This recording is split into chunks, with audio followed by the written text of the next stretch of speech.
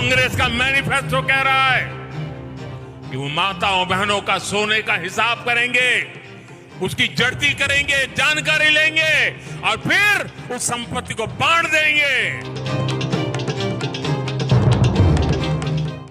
ये राजस्थान की एक रैली की तस्वीर है, जहां पीएम मोदी ने कांग्रेस पर निशाना साधते हुए मुसलमानों पर बयान दिया था।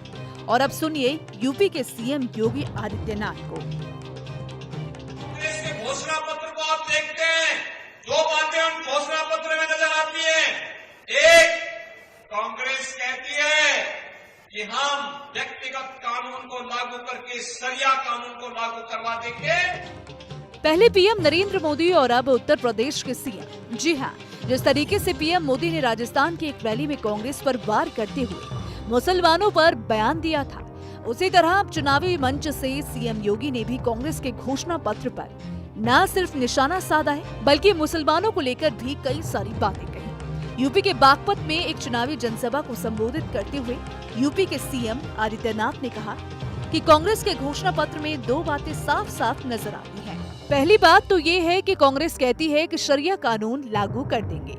इसका मतलब है कि कांग्रेस बाबा साहेब अम्बेडकर के संविधान के लिए खतरा पैदा करना चाहती है, संविधान को नहीं मानना चाहती है। इसके साथ ही सीएम योगी आदित्यनाथ ने कहा कि कांग्रेस के घोषणा पत्र से लगता है कि कांग्रेस देश में तालिबानी शासन लागू करना चाहती है। मुख्यमंत्री ने ये कहकर भी कांग्रेस पर निशाना साधा कि उनका घोषणा पत्र बेटी बहनों और माताओं के गहनों को जब्त करने की साजिश रचने की बात कह रहा है।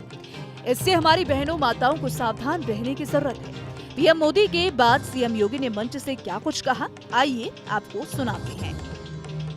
कांग्रेस के घोषणा पत्र को आप देखते हैं, दो बातें उन घोषणा पत्र में नजर आती है।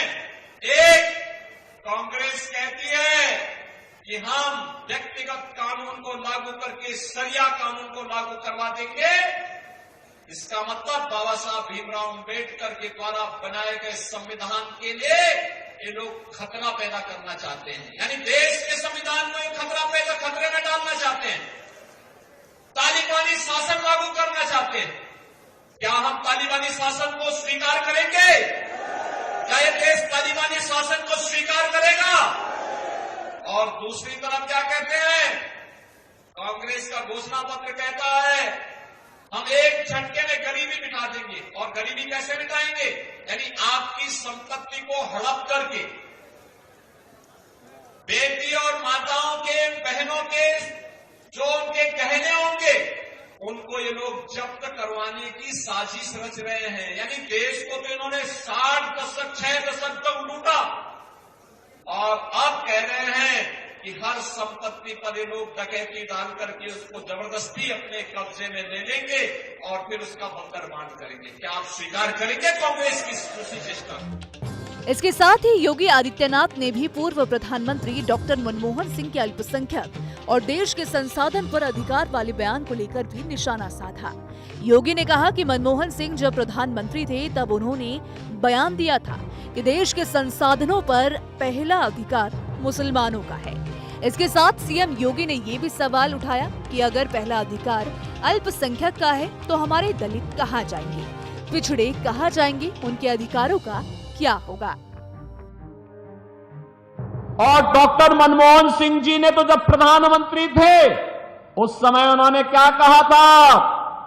उन्होंने कहा था कि देश के संसाधनों पर पहला अधिकार मुसलमानों का है, तो हमारा दलित कहां जाएगा, पिछड़ा कहां जाएगा, एक खड़गवंशी कहां जाएगा, पाल कहां जाएगा, सैनी कहां जाएगा, गरीब कहां जाएगा, किसान कहां जाएगा, माताएं और बहनें कहां जाएंगी, नौजवान कहां जाएंगे? देश के अंदर कांग्रेस जाति के नाम पर, क्षेत्र के नाम पर, भाषा के नाम पर बांटती रही। इस तरह की बयानबाजी को लेकर चुनावी जानकारों का कहना है कि पहले चरण में जहां किसी मुद्दे की शोर नहीं सुनाई पड़ी, वहीं दूसरे चरण से पहले बीजेपी ने विपक्ष को हिंदुत्व की पिच पर खेलने को मजबूर कर दिया है। पूर्व प्रधानमंत्री मनमोहन सिंह के 18 साल पुराने बयान को लेकर आज भी सवाल खड़े किए जा रहे हैं।